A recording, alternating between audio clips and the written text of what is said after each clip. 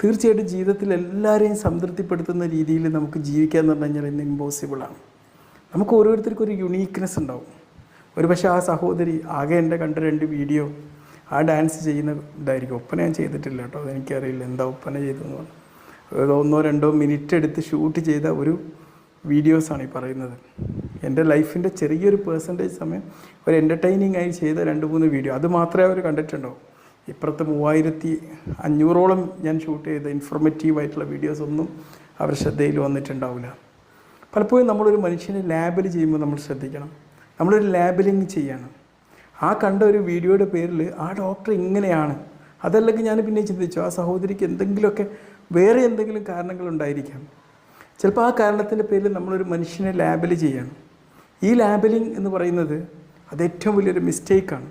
കാരണം ഈ ലാബിൽ ചെയ്യുമ്പം നമുക്കൊരു മനുഷ്യനോട് ശത്രുത ഉണ്ടാകുമ്പോൾ